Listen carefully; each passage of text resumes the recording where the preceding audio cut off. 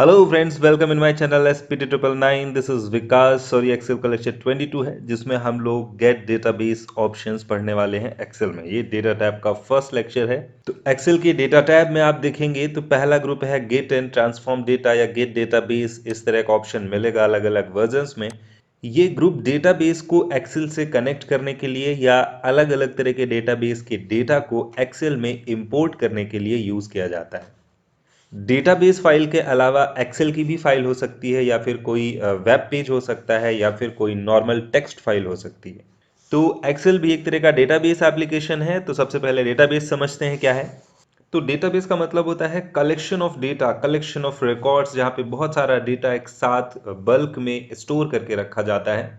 और इसके ढेरों एग्जाम्पल आप देखते हैं अपने आसपास। जैसे कि आप फेसबुक यूज करते हैं तो फेसबुक के सर्वर पे इतने सारे लोगों का रिकॉर्ड अपडेट रहता है, वहां पे रिकॉर्ड रहता है।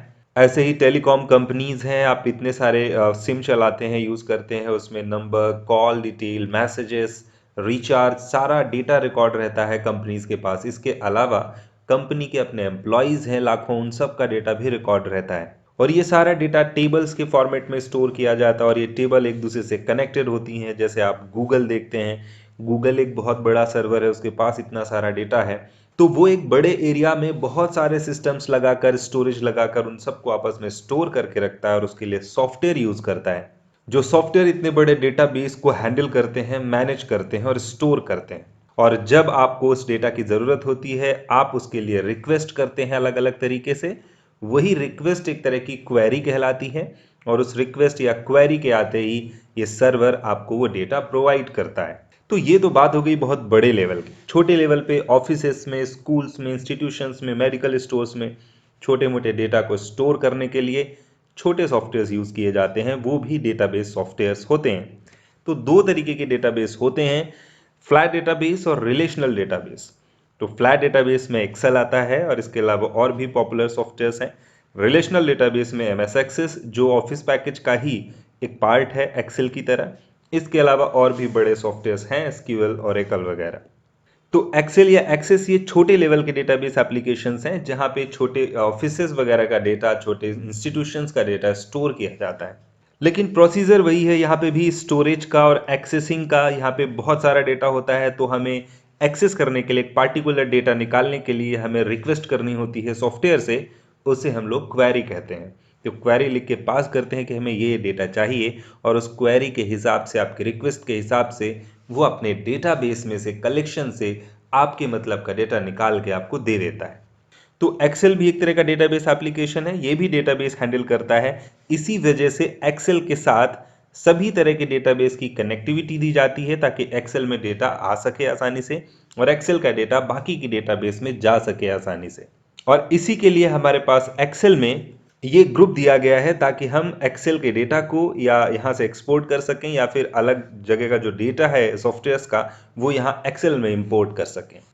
क्योंकि हमें हो सकता है एक्सेस के या हो सकता है एसक्यूएल के डेटा की ज़रूरत पड़े एक्सेल में, या फिर इंटरनेट में कोई डेटा पड़ा हुआ है, उस डेटा की हमें ज़रूरत पड़ जाती है अपने एक्सेल फाइल में। तो हम यहीं से वो डेटा एक्सपोर्ट इंपोर्ट करते हैं और उसी से रिलेटेड क्वेरीज और कनेक्शंस बनते हैं, उनको हम लोग यहाँ हैंडल करते हैं इस ग्रुप का यूज़ करके। तो देखिए, गेट डेटा में जाते हैं, आपको यहाँ पे ऑप्शंस मिलेंगे, आपको क्या इंपोर्ट करना है। हम सबसे पहला ऑप्शन लेते हैं जैसे कि फ्रॉम वर्कबुक।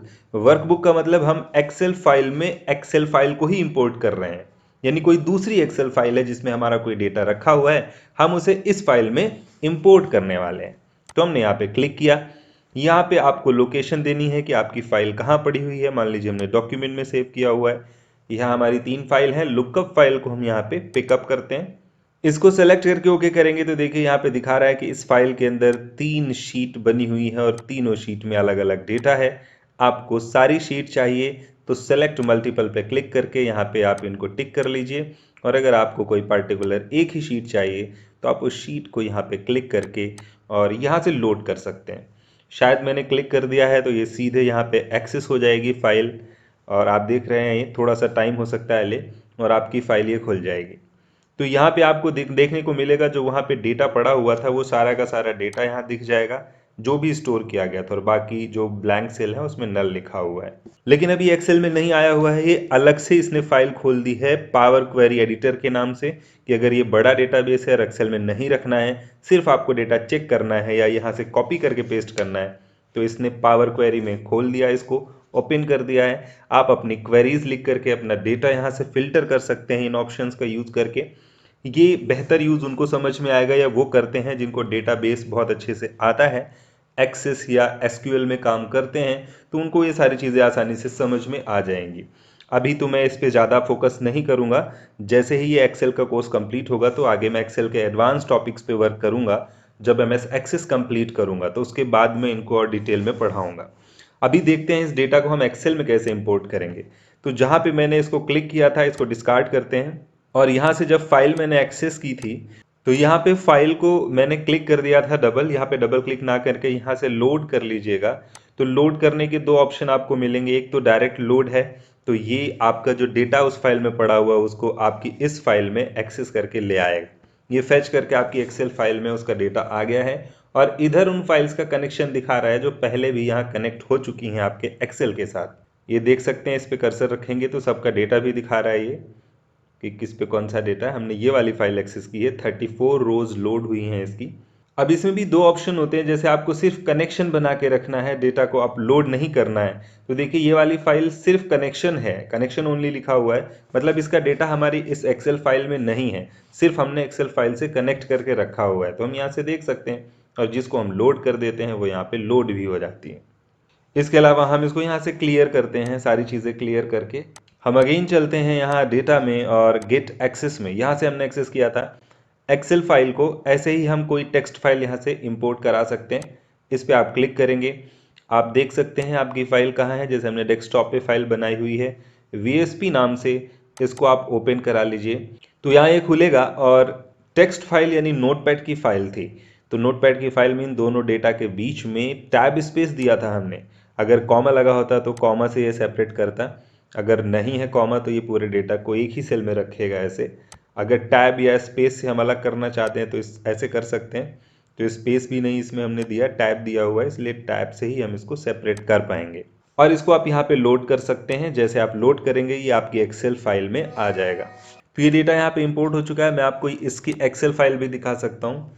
तो ये हमारा डेटा इंपोर्ट हो चुका है, मैं इसकी नोटपैड वाली फाइल भी आपको दिखा देता हूँ। ये रही हमारी नोटपैड की फाइल जिसमें टैब स्पेस से हमने डेटा लिखा हुआ है। और इसी तरह से हम डेटा टैब में और भी ऑप्शंस को यूज़ करते हैं, जैसे कि डेटाबेस में एसक्यूएल से लाना है डेटा, एक्सेस की कोई फाइल पड़ी हुई है तो हम एक्सेस यहाँ से उठा सकते हैं। मान लीजिए डॉक्यूमेंट में माई डेटा सोर्स के अंदर ये एक्सेस की एक फाइल पड़ी है, इसको भी इंपोर्ट कर सकते हैं। यहाँ पे देखिए रिकॉर्ड दिखा रहा है क्वेरीज और कनेक्शन का, कि यहाँ पे कौन कौन सी फाइल आपने कनेक्ट की हुई है। यहाँ पे ABC फाइल आ चुकी है और इसके अंदर का डेटा आप इस पर क्लिक करेंगे तो यहाँ प्रीव्यू दिखा देगा कि ये डेटा इसमें स्टोर है, आप इसको लोड कर सकते हैं, ये सीधे आपकी एक्सेल फाइल में लोड हो जाएगा। जो फाइल यहाँ पे लोड होती है उसका लोडेड डेटा दिखाता है, और जो हमने बंद कर दिया उसका सिर्फ कनेक्शन यहाँ पे दिखा रहा है कि ये कनेक्शन ओनली, यानी दिखा रहा है कनेक्टेड है अभी, आप इसको यहीं से एक्सेस कर सकते हैं दोबारा आपको ज़रूरत पड़े तो ये आपको डेटा मिल गया उस एक्सेस फाइल का। ऐसे ही हमारे पास आपको मिलेगा गेट डेटा में, आप जाएंगे तो एज़्योर डेटाबेस एसक्यूएल डेटाबेस से फाइल उठा सकते हैं। इसके अलावा यहाँ पे एसक्यूएल, ओरेकल और माई एसक्यूएल जितने भी डेटाबेस होते हैं सभी से डेटा आप उठा सकते हैं। XML फाइल्स हैं, वेब से भी डेटा उठा सकते हैं। कोई टेबल आपने बना रखी है कहीं इसी एक्सेल फाइल में, उसको उठाना है वो आप उठा सकते हैं। और जितने भी तरह के डेटाबेस एप्लीकेशंस होते हैं, जो क्वेरीज हम लोग लिखते हैं, वो सब कनेक्शन आपको यहाँ मिलेंगे। रिफ्रेश ऑल का ऑप्शन भी मिलेगा। मतलब क्या है इसका, कि जैसे आपने कोई फाइल यहाँ इंपोर्ट की, उसका डेटा आ गया है, उसके बाद वो कनेक्टेड रहती है आपकी इस फाइल से, एक्सेल फाइल से। तो अगर वहाँ पे कोई चेंजेस होते हैं, मान लीजिए उस डेटा फाइल में फिर से कोई चेंजेस किए गए, तो रिफ्रेश करके आप उन्हें यहाँ अपडेट कर सकते हैं। जैसे मैं आपको एग्जांपल दिखाऊं, आप यहाँ जाएंगे, एक्सेल फाइल एक इंपोर्ट करते हैं, तो यहाँ पे ये डेटा हमने अपडेट किया हुआ है। अब मान लीजिए ये जो फाइल हमने यहाँ पे इंपोर्ट की है उस फाइल में कोई चेंजेस किए जाएं, जैसे इनके मार्क्स गलती से कुछ और हो गए थे और ये बढ़ा दिए गए बाद में, अभी 345 हैं, हम उस फाइल में जाके इनको बढ़ाते हैं, अपडेट करते हैं। तो ये हमारी वो लुकअप फाइल है जहाँ पे हमारी शीट थी डेटा वाली, हम इसको ओपन करते हैं और वी लुकअप में जाते हैं। ये देखिए यही वो फाइल है जो वहाँ इंपोर्ट होके पहुँची है और इसका 345 मार्क्स है। हम इसको मान लीजिए 435 कर देते हैं, तो आप देखेंगे यहाँ ये 435 हुआ, ये 87% अपडेट हो गया। इसको हम सेव करके और इसको बंद कर देते हैं। अब इस शीट में ये देखिए अभी भी 345 दिखा रहा है और हम क्या करेंगे, यहाँ जाके रिफ्रेश पे क्लिक कर देंगे। तो जैसे रिफ्रेश करेंगे देखिए ये डेटा चेंज हो गया और वहाँ जो चेंजेस हुए थे रिफ्लेक्ट हो गए। तो ये रिफ्रेश या रिफ्रेश ऑल का यूज़ है। रिफ्रेश ऑल मतलब सारी शीट का डेटा अपडेट हो जाएगा जहाँ पे भी चेंजेस हुए होंगे। इसके अलावा कोई वेब से आप डेटा उठाना चाहते हैं तो यहाँ पे क्लिक करिए। यहाँ पे आप URL अपना टाइप करें, जिस वेबसाइट से डेटा आप ओपन करके लाना चाहते हैं उसका पूरा कंप्लीट URL आप कॉपी कर लीजिएगा एड्रेस बार से और उसको यहाँ पेस्ट करके ओके करिएगा। तो ये भी करके दिखा देते हैं। तो यहाँ गूगल में हम कुछ सर्च कर लेते हैं। मान लीजिए कि हमने कोई एक टॉपिक सर्च किया, व्हाट इज़ एक्सेल, और इससे रिलेटेड हमने कोई वेब पेज खोल लिया, जैसे विकीपीडिया हम यहाँ पे ओपन कर लेते हैं, ये वेबसाइट खुलेगी।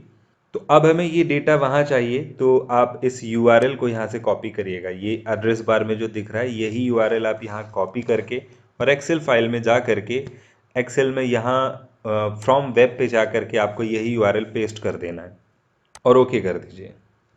ये थोड़ा सा लोड होने में टाइम लेगा और सीधे आपकी जो वो फाइल है वो यहाँ पे डेटा सारा अपडेट कर देगा।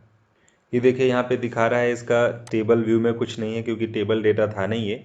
इसका वेब वाला व्यू दिखा रहा है कि इस तरह से है आपका डेटा और आप इसको ऐसे ही यहाँ पे अपडेट करना चाह रहे हैं। ये देखिए सारा डेटा दिखा रहा है, तो आप यहाँ इसको लोड कर सकते हैं। अब इसमें देखिए दिखा रहा है कई अलग अलग चीज़ें हैं, फाइल्स हैं। जैसे आपको टेबल 10 चाहिए तो आप इसको यहाँ टेबल 10 को लोड कर दीजिए। इसी डेटाबेस में से कहीं से इस नाम से टेबल 10 उठा रहा है, तो टेबल 10 का डेटा जो वहाँ पे पड़ा था वो इसने उठा लिया है। तो वहाँ पे उस वेबसाइट से रिलेटेड जितने भी पेजेस थे वो लिंक हुए थे, उनमें से एक पेज हमने सेलेक्ट किया जिसका नाम था टेबल, और उसका डेटा यहाँ पे आ चुका है टेबल 10। उसमें 4 रोज थी तो वो आ चुकी हैं। ऐसे ही आप यहाँ एक्सेस कर सकते हैं जो भी आपको डेटा चाहिए वेब से। बाकी जब आप एक्सेस पढ़ लेंगे तो इनका और आप बेटर यूज़ कर पाएंगे। नेक्स्ट लेक्चर में हम लोग सॉर्ट एंड फिल्टर ऑप्शन पढ़ेंगे और एडवांस फिल्टर कवर करेंगे, जो कि बहुत ही अच्छा और एडवांस ऑप्शन है। So that's all for this lecture. If you have any doubt or question, then you can contact. Thanks for watching.